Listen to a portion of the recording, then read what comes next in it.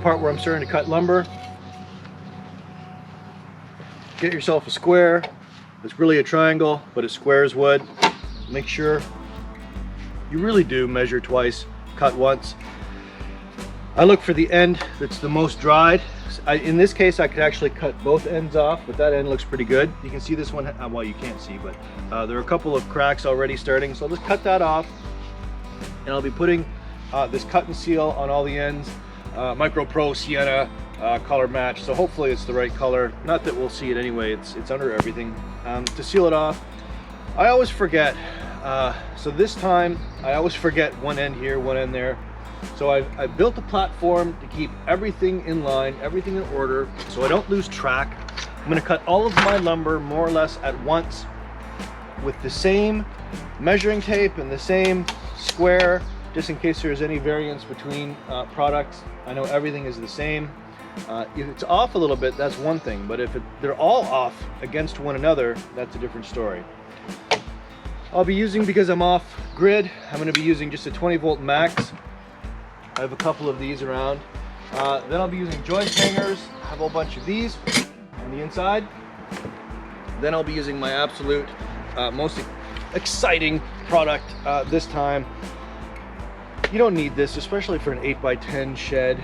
I could be out there with 16 penny nails just hammering them in. But every project I try and get myself one good new tool. So this is it. 30-degree DeWalt cordless. This will punch up to 3 1/4 inch nails. I'll show you different kinds of nails when we get to them. There are going to be 3 different kinds of nails I need for this project. Coated, uncoated, ring shank, non-ring shanked. We'll get into that later. When you put your floor joists in, you don't have to have an exact fit, because the floor joist, it's got quite a bit of space to sit. So let's say I cut the board even a 1/4 inch short or something. It's not the end of the world. This will dry, and of course when it dries it'll shrink up, but there's quite a bit of real estate there to hold the board. Obviously the more the better, but you don't have to worry about having it absolutely flush, I don't think. I'm not a structural engineer, but I would guess that a little bit off is okay.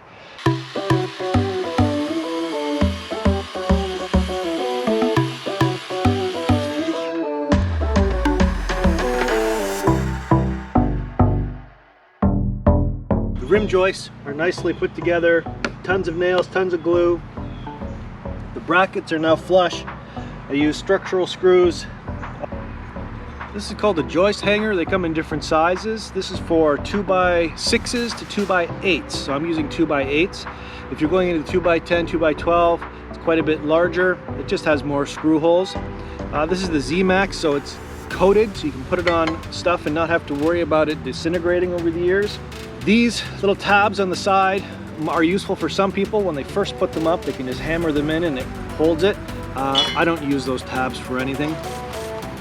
Here's how I put these in. And again, I'm a newbie, so I'm struggling to find the best method to do this.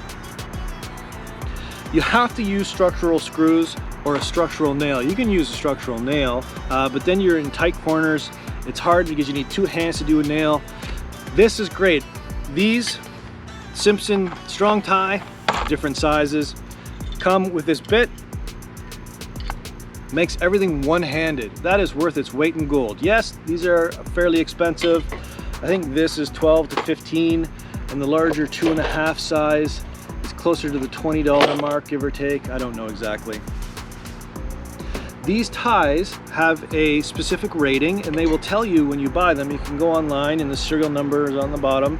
They'll tell you what you're supposed to be using. So in my case, I'm supposed to be using 1.5 inches into the rim joist, and then 2.5 number 9s. These are both number 9. 2.5 in the sides. You can imagine how much strength that will give you when you have these and these. These on the side don't catch a lot of meat because they're at the end of the rim joist, but that's not the point. The point is that it holds it side to side, and this just becomes one solid unit, so it won't go anywhere.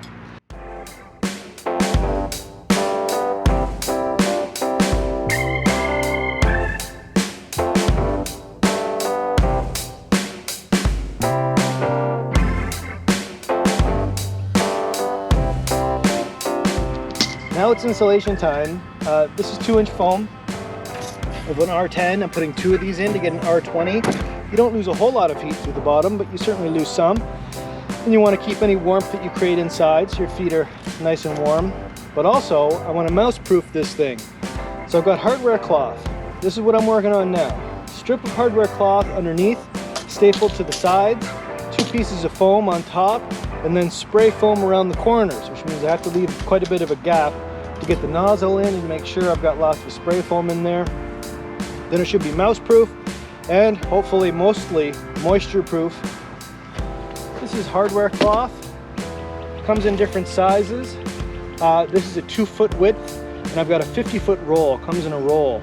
And this is 1/4 inch. You don't want anything bigger than a 1/4 inch square, or those little mice can get through, and they are everywhere around here.